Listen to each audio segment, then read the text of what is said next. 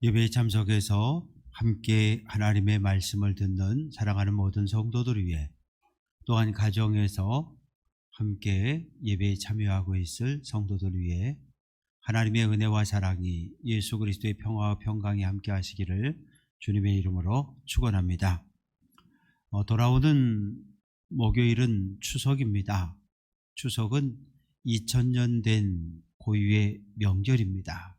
그래서 신라 유리왕 때 시작이 된 추석인데, 이 교회 역사하고 비교해 보니까 예수님 살아계실 바로 그때에 우리 추석이 시작이 되어졌습니다.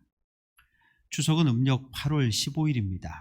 가을 중에 가을이라, 그래서 중추절이라고 부릅니다.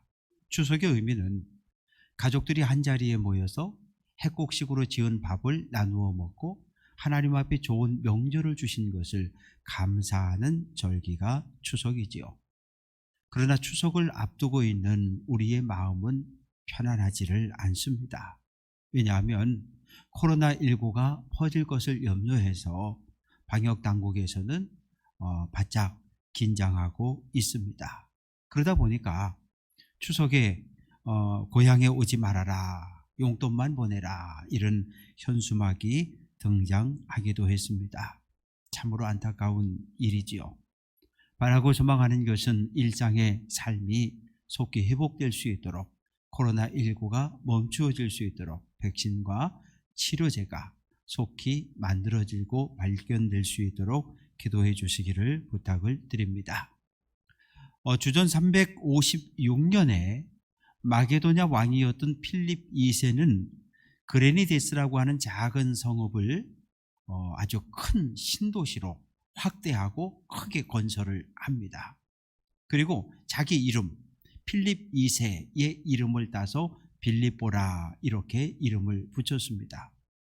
그러다가 이제 로마의 통치를 받게 되었는데, 옥타비아누스 황제는 이 빌립보에 평생을 로마 군인으로 헌신하고 충성하고 이제 퇴역하는 군인들을 빌립보에 집단 이주시켜서 이곳에서 노후를 지내게 합니다.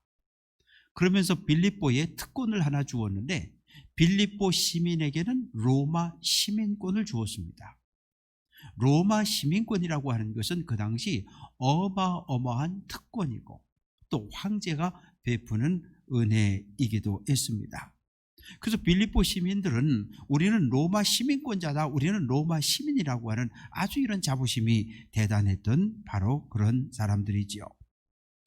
빌립보는 유럽과 아시아를 연결해주는 위치에 있었고 마게도냐 지방에서 제일 큰 성읍이기도 합니다. 헬라인, 로마인, 그리고 아시아인, 하여튼 여러 민족과 인종들이 어울려 살았고, 그러나 유대인들은 거의 살지 않은 지역, 그래서 회당도 없었습니다. 주 50년에 바울이 2차 전도 여행을 떠납니다. 1차 전도 여행 때 복음을 전했던 갈라디아, 더베, 그리고 루스드라 지역을 돌아봅니다. 교회를 살펴보니까 교회가 잘 성장하고 있습니다. 성도들의 믿음이 성장하고 성숙한 모습을 보게 됩니다. 그리고 이제 바울은 동쪽으로 아시아로 가면서 복음을 전하려고 합니다. 사도행전 16장 6절, 성령이 아시아에서 말씀 전하지 못하게 하셨다. 아시아로 가면서 복음을 전하라고 했는데 성령이 막으셨어요. 그래서 이번에는 북쪽으로 비두니아로 올라가면서 복음을 전하려고 했는데, 사도행전 16장 7절, 예수의 영이 허락하지 않았다. 아시아로 가는 것도 성령이 막으셨고 북쪽으로 올라가는 것도 성령이 막으셨어요. 갈 수 있는 곳은 서쪽밖에 없습니다. 그래서 서쪽으로 끝까지, 바다 끝까지 갔는데 드로아라고 하는 항구 도시에 도착하게 됩니다. 여기서는 또 갈 데가 없어요. 배를 타고 건너가면 오늘날의 유럽 마게도냐에 도착을 하게 됩니다. 밤에 바울이 환상을 봅니다. 마게도냐 옷을 입은 사람 하나가 손짓을 하면서 어서 이리로 와서 우리를 도와달라고 하는 이런 환상을 밤에 보고, 하나님의 뜻은 내가 이곳에서 배를 타고 건너가는 거구나. 그래서 배를 타고 건너간 곳이 마게도냐 지역의 첫 번째 성이었던 빌립보라고 하는 도시입니다. 안식일이 되었습니다. 안식일이 되었는데 바울은 보통 안식일이 되면 회당에 가서 말씀을 전했습니다. 그런데 빌립보에는 회당이 없어요. 사도행전 16장 13절 안식일에 우리가 기도할 곳이 있을까 하여 문 밖 강가로 나갔다라고 말합니다. 주전 586년 예루살렘 성이 함락되었고 바벨론의 포로로 끌려갔습니다. 바벨론의 포로로 끌려간 이스라엘 백성들은 고민이 생겼어요. 안식일이 되면 성전에 올라가 하나님께 예배 제사를 드려야 하는데 예배를 드릴 수 있는 예루살렘 성전은 너무 멀리 떨어져 있고 안식일은 되었고 그래서 그때부터 강가로 찾아 나갔습니다. 강가로 나가서 가슴을 치며 죄를 하나님 앞에 고백하고 탄식하며 울부짖어 하나님께 기도합니다. 그러면 바벨론 주인이 이래라 저래라 말하지 않고 흘러가는 강물 소리가 한숨과 탄식과 울음소리를 모두 덮어 주었습니다. 그래서 바울도 이 빌립보에 있는 강가로 나갔더니 거기 여러 여인들이 모여 있고 그들에게 복음을 전했는데 루디아라고 하는 여인이 마음을 열고 복음을 받아들입니다. 그래서 루디아의 집에 속한 모든 사람들이 세례를 받습니다. 루디아가 이야기합니다. 여러분, 나를 예수 믿는 자로 여기거든. 여러분, 우리 집에 와서 생활하십시오. 그래서 바울과 실라가 루디아의 집에 머물며 복음을 전하기 시작합니다. 어느 날 복음을 전하러 나갔는데 웬 아가씨가 하나 뒤쫓아오면서 소리를 지릅니다. 이 사람은 지극히 높은 하나님의 종입니다. 구원의 길을 여러분에게 전하는 사람입니다. 외치는데 빌립보 사람들이 이 여자를 다 알아봅니다. 왜냐하면 저 많은 귀신 들린 여종으로 유명한 사람입니다. 뒤에는 여러 주인들이 있어서 많은 복채를 받아서 그 수입을 나누어 가는 주인들이 있었는데 바울이 복음 전하는데 방해가 되니까 귀신 들린 여종에게서 저 많은 귀신을 쫓아버립니다. 그래서 온전한 정신을 회복했는데 이것이 도리어 바울에게 화가 되었습니다. 수입이 끊어진 주인들이 이 바울 일행을 붙잡아서 관가로 끌어가고 관리들은 자총지총 들어보지도 않고 바울의 옷을 찢기고 채찍으로 때려버립니다. 그리고 지하 감옥에 가두어 버렸습니다. 두 손은 쇠사슬에 묶였고 발은 착고가 채워져서 꼼짝달싹도 못합니다. 채찍에 맞은 등에서 피가 흐르고 그리고 통증으로 인해서 밤에 잠을 잘 수가 없어요. 그러면 누군가를 원망하고 불평할 수 있는 그런 상황을 만났는데 바울과 실라는 하나님께 찬송하고 하나님께 기도했습니다. 하나님께서 기도를 들으시고 지진을 일으키셨어요. 옥토가 흔들리고 문이 열려지고 손과 발을 채운 모든 것이 풀어졌습니다. 바울이 보니까 이 간수가 자고 있다가 정신이 뻗떡 들어서 보니까 옥문이 열려 있는 것을 보고 죄수들이 다 도망간 줄 알고 칼을 뽑아서 스스로 죽으려고 합니다. 왜냐하면 로마법은 대단히 엄중했어요. 죄수가 도망을 쳤다? 그러면 지키던 간수가 대신 죽어야 합니다. 그래서 바울이 죽지 말라, 우리 도망치지 않았다, 여기 있다고 소리를 칩니다. 간수가 그 앞에 엎드립니다. 선생이여, 내가 어떻게 하여야 구원을 얻겠습니까? 사도행전 16장 31절 주 예수를 믿으라. 그리하면 너와 네 집이 구원을 얻는다고 말합니다. 빌립보 교회의 시작입니다. 복음을 듣고 예수를 영접한 루디아, 저 많은 귀신 들렸던 여종, 빌립보 감옥의 간수 가족, 이 세 가정이 루디아 집에서 빌립보 교회를 세우게 됩니다. 빌립보 교회는 바울에게 계속해서 선교비를 후원해 준 교회입니다. 바울이 로마의 감옥에 갇혔다 소식을 듣고 에바브로디도를 로마 감옥에 보내서 옥바라지 하도록 배려를 한 교회입니다. 빌립보 교회는 복음을 전했던 바울과 마지막까지 좋은 관계를 유지했던 교회입니다. 그런데 바울이 주후 60년에서 62년 사이에 로마 감옥에 있을 때 빌립보 교회 소식을 듣습니다. 그런데 좋지 않은 소식을 듣는 거예요. 교회 안에 거짓 교사가 들어왔습니다. 할례를 받아야 구원을 받습니다. 안식일을 지켜야 구원을 받습니다. 이렇게 거짓 교사들이 들어와서 성도들을 유혹하고 있는데 어떻게 하면 좋겠습니까? 바울은 거짓 교사의 유혹에 넘어가지 마십시오. 진리 하나님의 말씀을 붙잡고 믿음 안에 사십시오. 그렇게 권면을 합니다. 선생님, 교회 안에 다툼이 생겼습니다. 유오디오라고 하는 이 여성과 순두계라고 하는 두 여성 지도자가 교회 안에서 싸운다는 거예요. 그래서 교회가 난리가 났다는 거예요. 그래서 바울이 급하게 로마 감옥에서 쓴 편지가 빌립보서입니다. 빌립보서 1장 27절 오직 너희는 그리스도 복음에 합당하게 생활하라. 합당하게 생활하라는 말은 그리스도인답게 살라는 말이죠. 빌립보 사람들은 우리는 로마 시민권자임을 자랑했습니다. 여러분이 로마 시민권자인 것을 자랑하지 않습니까? 그러나 여러분 기억하십시오. 여러분 두 발을 땅에 디디고 살지만 여러분은 하늘 시민권을 가지고 있는 하나님의 백성들입니다. 하나님의 백성답게 사십시오. 어디에 있든 예수 그리스도의 향기를 드러내라고 말합니다. 나는 그리스도인입니다. 나 예수 믿는 사람입니다. 라고 말을 하면서 그리스도인다운 거룩한 삶을 살아내지 못하면 하나님 앞에 설 때 책망받습니다. 그리고 세상에 살면서 불신자들에게 비웃음을 당하고 조롱을 당하고 비난을 당합니다. 교회는 공동체입니다. 고향이 다르지요, 얼굴이 다르지요, 성격도 다르고 출신 학교도 다르고 모든 것이 다 다른 사람들이 모인 공동체가 교회입니다.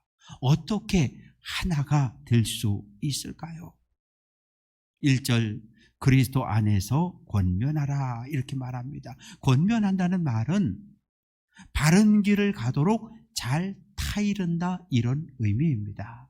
사랑하는 성도 여러분, 자녀들이 어떻습니까? 어렸을 때 초등학교 3학년 4학년 이렇게 해, 네, 이렇게 해, 네.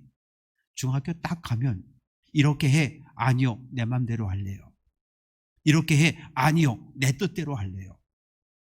때로는 부모가 자녀에게 충고를 하고 권면을 하지만 이것이 다툼이 되고 갈등을 일으키는 경우도 있습니다.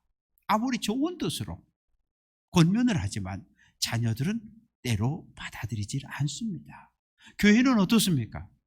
아니, 목사님이 뭔데, 장로님이 뭔데 나보고 이래라 저래라 하느냐면 기분 나쁘다고 그러는 거예요. 권면을 해도 받아들이지 않고 도리어 기분 나쁘다고. 그래서 갈등이 만들어집니다. 내 생각으로 권면하려고 하면 안 됩니다. 내 경험을 가지고 권면하려고 하면 안 됩니다. 예수 그리스도 안에서 하나님의 말씀으로 권면하되 기도하기 전에 2번, 3번 그 영혼을 위하여 기도한 후에 권면해야 합니다. 교회 공동체가 하나가 되려면 서로가 서로를 위로해야 합니다. 위로한다는 말은 격려한다는 말이죠. 험한 인생길 믿음의 길을 걸어가다 보면 지쳐서 쓰러지고 넘어진 성도들이 있습니다. 그 성도들 옆에 가서 같이 앉아서 끌어안고 있는 것, 일으켜 세워주는 것, 이것이 위로입니다. 어떤 마음으로요? 예수님의 교회를 사랑한 마음으로, 십자가의 사랑으로 위로해야 합니다. 어떠한 경우에도 나는 힘이 있어, 그래서 내가 너 그냥 인심 쓰듯이 내가 너 도와주는 거야, 이런 마음이 들도록 하면 안 되는 거예요. 왜요? 말 한마디 가지고 천냥빚을 갚는다는 말이 있지만 또한 말 한마디 아무 생각 없이 내뱉는 말 한마디로 한 영혼을 죽일 수 있기 때문입니다. 연못가에 앉아서 옆에 있는 작은 돌을 들어서 집어 던질 수 있어요, 장난삼아서. 그러나 장난삼아 던진 돌멩이에 개구리는 맞아 죽습니다. 아무 생각 없이 내뱉은 말 한마디로 누군가의 영혼에 상처를 준다면 그 책임을 우리가 어떻게 질 수 있겠습니까? 하나의 공동체가 되려면 성령으로 교제해야 합니다. 교제라고 하는 것은 서로 사귀는 것, 친구가 되는 거죠. 친구가 되려면 뭔가 공통점이 있어야 돼요. 공통점이 하나도 없으면 절대 친구가 될 수 없습니다. 교회는 성령으로 하나 된 공동체입니다. 성령이 하시는 일은 무엇입니까? 성령은 우리로 하여금 예수를 그리스도로 고백하게 합니다. 성령은 우리에게 하나님의 말씀을 깨닫게 합니다. 성령은 우리로 하여금 하나님의 말씀에 순종하는 삶을 살아내게 합니다. 고린도후서 11장 4절, 만일 누가 가서 우리가 전파하지 아니한 다른 예수를 전파하거나 혹은 너희가 받지 아니한 다른 영을 받게 한다고 말합니다. 다른 예수, 다른 영을 가진 사람, 그 사람은 이단이고 교회 공동체를 파괴하는 거짓 선지자며 악한 세력입니다. 우리는 늘 깨어서 다른 복음이, 이단이 교회 안에 들어와서 성도들의 믿음을, 교회를 흔들어 놓지 못하도록 깨어 지켜야 합니다. 긍휼과 자비를 베풀 때 교회 공동체는 하나 될 수 있습니다. 긍휼은 무엇입니까? 가슴 깊은 곳에서 우러나오는 사랑을 이야기합니다. 자비는 불쌍히 여기는 마음이지요. 로마서 12장 15절 함께 해봅니다. 우는 자들과 함께 울라. 타인의 슬픔이 나의 슬픔으로 느껴지고 타인의 고통이 나의 고통으로 느껴질 때 우리는 긍휼과 자비를 실천할 수 있습니다. 어려움을 당하는 이웃들, 지쳐 쓰러진 형제 자매들에게 자비와 긍휼을 실천해야 합니다. 그런데 내가 가진 힘, 내가 가진 능력으로 자비와 긍휼을 베풉니까? 아니요. 하나님께 받은 사랑을 나누어 주어야 하고 하나님께 받은 은혜를 이웃에게 흘려보내는 복의 통로로 살아야 합니다. 교회는 평화의 공동체입니다. 그런데 필립보 교회가 깨졌어요. 조각이 났습니다. 유오디아와 순도계는 두 사람 다 여성 지도자, 교회를 위해서 열심을 다한, 최선을 다한 지도자들인데 그만 이 두 사람이 충돌해버린 거예요. 그래서 바울은 한 마음을 품으라고 말합니다. 2절에서 4절까지 말씀 속에는 구체적으로 한 마음을 품으려면 어떻게 해야 되는지 우리에게 권면하고 있는데 2절, 마음을 같이하여 같은 사랑을 가지고 뜻을 합하여 한 마음을 품으라. 마음을 같이하여 한 마음을 품으려면 우리 모두 한 분을 생각하면 됩니다. 누구일까요? 히브리서 3장 1절 같이 한번 해봅니다. 예수를 깊이 생각하라. 우리 마음에 모두 예수님을 품어야 하는 거예요. 예수님을 품으면 예수님이 내 인생의 왕이고 왕이신 예수님의 말씀에 순종하면 우리는 다투지 않습니다. 예수의 사랑으로 사랑을 실천할 수 있습니다. 사사기 21장 25절, 그때에 이스라엘의 왕이 없으므로 사람이 각기 자기의 소견에 옳은 대로 행했다. 사랑하는 성도 여러분, 정말 사사시대 400년만 하나님이 안 계셨을까요? 아니요. 하나님은 언제나 이스라엘의 왕으로 살아 계셨습니다. 다만 이스라엘 백성들이 하나님을 왕으로 인정하지 않았던 거예요. 하나님 필요 없다는 거예요. 내가 내 인생의 왕이라는 거예요. 내가 내 인생의 왕이라는 거예요.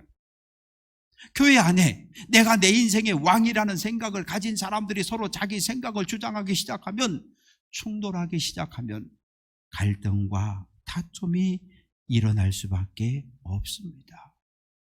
교회 머리는 예수 그리스도입니다. 예수님 우리의 왕이십니다. 그래서 우리는 예수님 말씀에 순종해야 합니다. 만약에 목사는 목사대로 내가 왕이니까 내가 시키는 대로 하십시오, 장로님은 장로님대로 내가 왕이니까 내가 하자는 대로 하십시오, 이렇게 충돌하게 되면 교회는 갈등과 다툼이 일어날 수밖에 없습니다.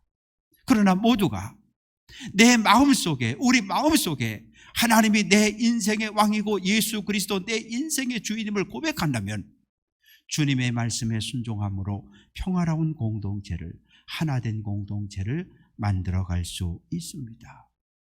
바울은 뜻을 합하여 한 마음을 품으라고 말합니다. 합하다라고 하는 이 단어는 악교치를 해서 단단하게 붙인다, 그런 뜻이에요. 가죽과 가죽을 악교를 칠하면 떨어지지 않습니다. 고린도전서 6장 7절, 주와 합하는 자는 한 영이라고 말합니다. 우리가 예수와 연합할 때 거룩한 삶을 살아낼 수 있고 성령의 9가지 열매를 맺을 수 있습니다. 예수님께 붙어 있어야 돼요. 예수님께 붙어 있어야 열매를 맺을 수 있습니다. 요한복음 15장 5절, 나는 포도나무요 너희는 가지라. 가지가 나무에 붙어 있을 때 풍성한 열매를 맺어낼 수 있습니다. 3절, 아무 일에든지 다툼이나 허용으로 하지 말라. 다툼이 일어나는 이유는 무엇입니까? 내 욕심 때문에 그래요. 내가 왕이니까, 내가 주인이니까, 내가 가장이니까, 내가 목사니까 내 계획대로, 내 생각대로, 내 결정대로 따라야 한다고 욕심을 부리는 겁니다. 자기 욕심이지요. 순두개는 순두개대로, 유오디아는 유오디아대로 전부 자기 주장이 옳다는 거예요. 그러니 교회가 찢어졌습니다. 순두개가 옳다, 아니 유오디아가 옳다, 에이 난 둘 다 싫어. 교회가 둘로 셋으로 찢어졌습니다. 왜요? 허영, 헛된 욕심, 헛된 영광을 구했기 때문입니다. 사랑하는 성도 여러분, 어떠한 상황에서도 내가 교회의 주인, 내가 내 인생의 왕노릇 하려고 하면 안 됩니다. 믿음의 길을 걷는다는 것은 무엇입니까? 날마다 나를 죽이는 겁니다. 날마다 나를 죽이고 내 안에 하나님의 영광을 드러내는 것이 믿음의 삶입니다. 날마다 나를 죽여 내 안에 살아계신 예수 그리스도의 영광을 드러낼 수 있는 귀한 성도들 될 수 있기를 주님의 이름으로 축원합니다. 바울은 오직 겸손한 마음으로 각각 자기보다 남을 낮게 여겨라 이렇게 말합니다. 겸손이라는 헬라어 단어는 휴무스인데 땅바닥으로 내려간다 그런 의미를 가지고 있어요. 로마 시대에 이 겸손이라고 하는 단어는 패배와 비굴함을 상징했습니다. 전쟁에 져서 포로로 끌려와서 무릎 꿇고 있는 상태, 주인 앞에 무릎 꿇고 있는 종의 모습이 바로 겸손이라고 생각을 했거든요. 그러나 오늘 어떻습니까? 오늘 교회에서는 그 사람의 믿음이 있느냐 없느냐의 가치, 척도가 무엇입니까? 바로 겸손하냐 아니냐를 보는 겁니다. 유대 사회에서 손님이 우리 집에 오면 가장 먼저 하는 것은 발을 씻겨드리는 일인데 절대 주인이 안 씻깁니다. 종이 씻깁니다. 종 중에도 가장 계급이 낮은 종이 손님의 발을 씻겨줍니다. 그런데 예수님 제자들의 발을 씻겨주십니다. 이건 있을 수 없는 일이지요. 제자가 예수님의 발을, 제자들이 선생의 발을 씻기는 건 가능하지만 어떻게 예수님이 제자의 발을 씻길 수 있습니까? 제자의 발을 씻기려면, 누군가의 발을 씻기려면 그 앞에 무릎을 꿇어야 합니다. 무릎을 꿇지 않고는 다른 사람의 발을 씻길 수 없습니다. 마태복음 11장 28절, 나는 마음이 온유하고 겸손하다고 말합니다. 우리에게 겸손의 본을 보이신 예수님의 마음을 가지고 교회와 가족, 성도와 이웃을 섬겨내는 우리 귀한 성도들 될 수 있기를 주님의 이름으로 축원합니다. 4절, 각각 자기의 일을 돌볼 뿐더러 또한 각각 다른 사람들의 일을 돌보라 말합니다. 돌보다라고 하는 말은 관심을 갖고 바라본다 그런 뜻이에요. 나에게 주어진 일에 최선을 다해야 합니다. 오늘 한 날 나에게 주어진 가정, 일터, 교회 어디서든지 나에게 주어진 일에 최선을 다해야 합니다. 뿐만 아니라 다른 사람들, 특히 동일한 믿음을 가진 형제, 자매들, 가족들, 특히 고난을 만난 이웃들에게 더 관심을 가져야 합니다. 도움을 주는 것은 좋은 일이고 도움을 받는 것은 나쁜 일이다, 그런 거 없습니다. 우리는 인생의 길을 걸어가다 보면 때로 도움을 줄 때가 있지만 때로 도움을 받을 때가 있는 거예요. 도움을 주는 것도 하나님의 은혜로 도움을 주는 것이고 도움을 받는 것도 하나님의 은혜로 받으면 됩니다. 나만 잘 되면 된다. 우리 가족만 예수 믿고 구원받으면 된다. 아니요, 그건 하나님의 뜻이 아닙니다. 내가 속한 가정이 복을 받아야 하고 내가 속한 교회가 복을 받아야 하고 내가 살아내는 이 사회가 함께 복을 받는 것이 하나님의 뜻이지요. 바울은 빌립보 교회를 향해 권면합니다. 나의 기쁨을 충만하게 하라. 기쁨은 무엇입니까? 즐거움입니다. 희락은 성령의 9가지 열매 가운데 하나입니다. 진정한 기쁨은 무엇입니까? 예수님과 관계 맺고 있으므로, 예수님에게 붙어 있으므로, 주님이 내 안에, 내가 주님 안에 거할 때 경험하는 기쁨이 진정한 기쁨이지요. 바울이 전한 복음을 빌립보 교회 성도들이 받았습니다. 그래서 바울에게 기쁨이 되었습니다. 선교비를 후원하고 감옥에 갇혔을 때 옥바라지를 해주고, 그래서 바울에게 기쁨을 주었습니다. 바울은 이제 서로 갈등하고 다투는 빌립보 교회를 향해 권면하는 거예요. 여러분, 다투지 마십시오. 여러분, 싸우지 마십시오. 예수 그리스도의 사랑으로 겸손함으로 한 마음을 품고 하나를 이루십시오. 그래서 나에게 기쁨을 주고, 나의 기쁨이 곧 주님의 기쁨이 되게 해달라고 권면합니다. 사랑하는 성도 여러분, 행복한 가정, 평화로운 가정은 서로 섬길 때 가능합니다. 행복한 교회, 평화로운 교회는 서로 예수의 마음을 가지고 섬기고 돌볼 때 가능합니다. 어떠한 경우에도 다툼을 일으키고 평화를 깨는 자리에 서지 않도록 조심하시기를 부탁을 드립니다. 언제, 어디서나 지금 내가 서 있는 위치가 어디인지를 정확히 알아야 합니다. 하나님에게 붙어 있어야 합니다. 하나님의 뜻을 이루는 자리, 하나님의 편에 서야 합니다. 예수님 평화의 왕인 것을 기억하고 어디에 있든지 평화를 회복하는 사람들, 평화를 만들어 내는 성도 되시기를 주님의 이름으로 축원합니다. 바라고 소망하는 것은 가족에게 기쁨이 되는 성도가 되십시오. 교회에 기쁨이 되는 성도가 되십시오. 예수님께 기쁨이 되는 성도가 되십시오. 하나님 나라 들어가는 그날까지, 땅끝까지 때를 얻든지 못 얻든지 복음을 전함으로 하나님께 기쁨이 되는 귀한 성도들 다 될 수 있기를 주님의 이름으로 축원합니다. 기도합니다. 살아계신 하나님, 참 감사합니다. 죄로 인해 죽었던 우리들 예수 그리스도의 십자가의 구원을 통해서 하나님의 백성 삼아주시고 그리스도인 되게 하신 것 감사합니다. 예수님 내 인생의 왕이십니다. 예수님 우리의 소망이십니다. 언제나 왕 대신 예수님 모시고 예수님 말씀에 철저하게 순종하며 살아갈 수 있는 귀한 성도들 되게 해 주옵소서. 먼저 예수 믿고 구원받아 싸우니 하나님의 뜻을 이루어드리는 삶을 살게 하옵소서. 땅끝까지 달려가며 복음 전하게 하시고 한 영혼에게 복음을 전해 그 영혼을 주님 앞으로 인도해 낼 수 있는 복음의 전도자가 되게 해 주옵소서. 가정도 교회도 사회도 기쁨이 충만케 도와 주옵소서. 예수 그리스도의 이름으로 기도합니다. 아멘.